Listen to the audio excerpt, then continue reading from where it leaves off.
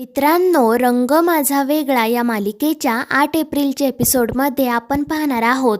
कार्तिकी तिच्या केसांची वेणी घालत असते, मात्र तिला ते काही जमत नाही. त्यावेळी कार्तिक तिथे येतो आणि तिची मदत करतो.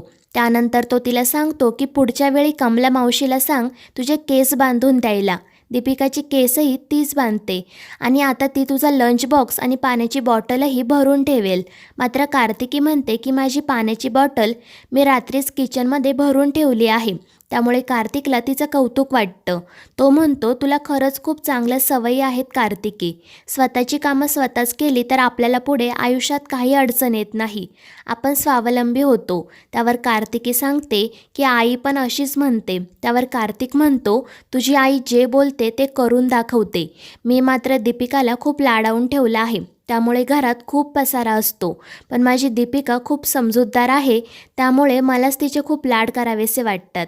तो दीपिकाबद्दलच सतत बोलत असतो. तो म्हणतो की ती या घरातील एकुलती एक नात आणि माझी एकुलती एक मुलगी आहे. त्यानंतर तो कार्तिकीला दीपिकाच्या पहिल्या बड्डेची आठवणही सांगतो. तो सांगतो की दीपिकाचा पहिला बड्डे खूप मोठ्या प्रमाणात सेलिब्रेट केला होता. त्या बिचारीला तर काहीच कळत नव्हतं, पण आमचीच हौस होती सगळी. वेळ भेटला की मी तुला त्याचे फोटो दाखवेल. त्यानंतर तो कार्तिकीला सांगतो की मी आज खूप सारे चॉकलेट्स आणले आहेत. तू ते घे आणि शाळेत गेल्यानंतर दीपिकालाही दे. ती खूप खुश होईल.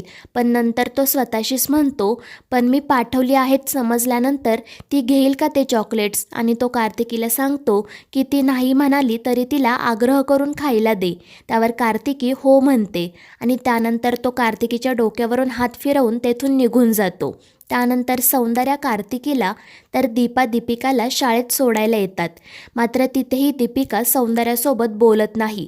त्यामुळे सौंदर्या खूपच दुःखी होते आणि दीपाला म्हणते की अगदी कालपर्यंत माझ्या प्रिन्सेसचं ग्रँडमाशिवाय आणि डॅडाशिवाय पान हलायचं नाही आणि आता बघ, आता साधं वळूनही बघत नाही, परक्यासारखं वागवते.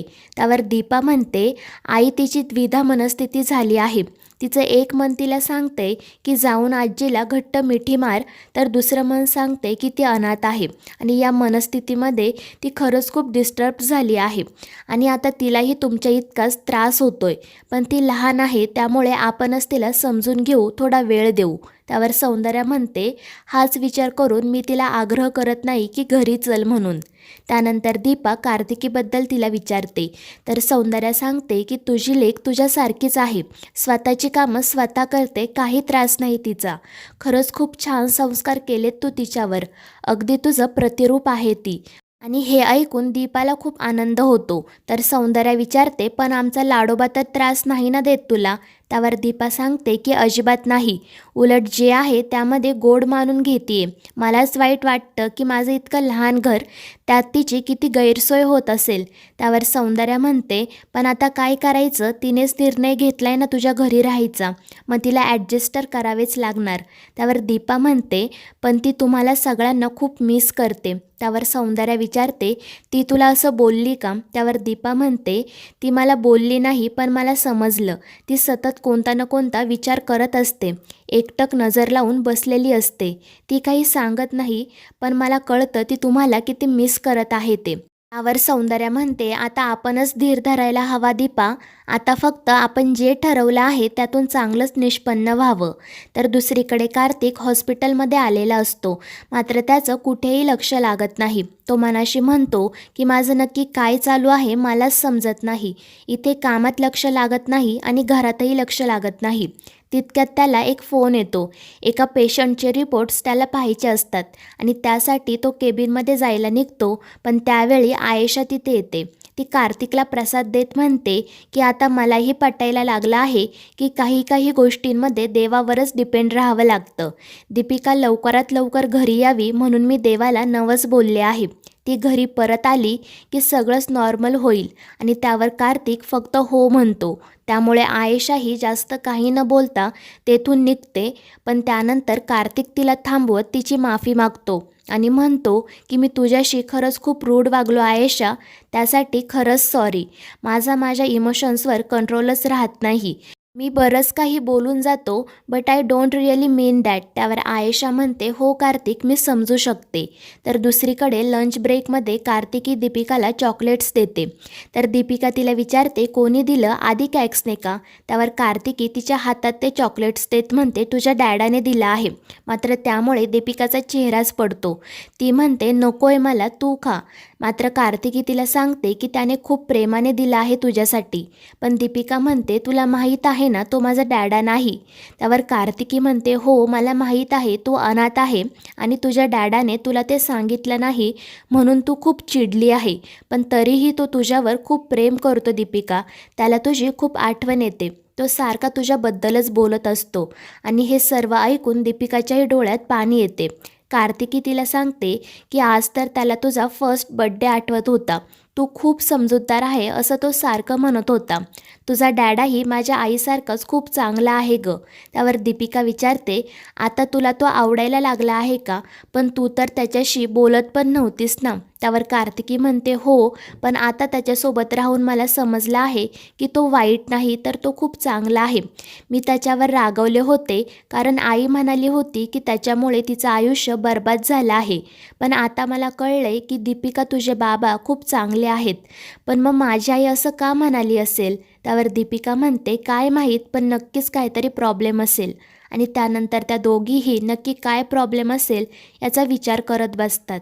त्यानंतर कार्तिकी म्हणते की हे बघ, माझे बाबा माझ्याबरोबर नाही आणि तुझी आई तुझ्याबरोबर नाही. मग माझे बाबा कोण आणि तुझी आई कोण? पण दीपिका म्हणते, माझा डॅडा तरी कुठे माझा खरा बाबा आहे? मी तर अनाथ आहे ना. मग माझे आई बाबा कोण? त्यावर कार्तिकी म्हणते, आपण ते पण शोधून काढूया. त्यावर दीपिका विचारते, पण ते कसं? कार्तिकी सांगते, मोठ्यांकडून. त्यांना नक्कीच काहीतरी माहीत असेल. तू माझ्या आईला विचार आणि मी तुझ्या आजीला विचारते. त्यांना नक्कीच काहीतरी माहीत असणार. आणि त्या दोघीही हे काम लवकरात लवकर करण्याचं ठरवतात. तर दुसरीकडे सौंदर्या दीपाला तिच्या घरी सोडण्यासाठी येते.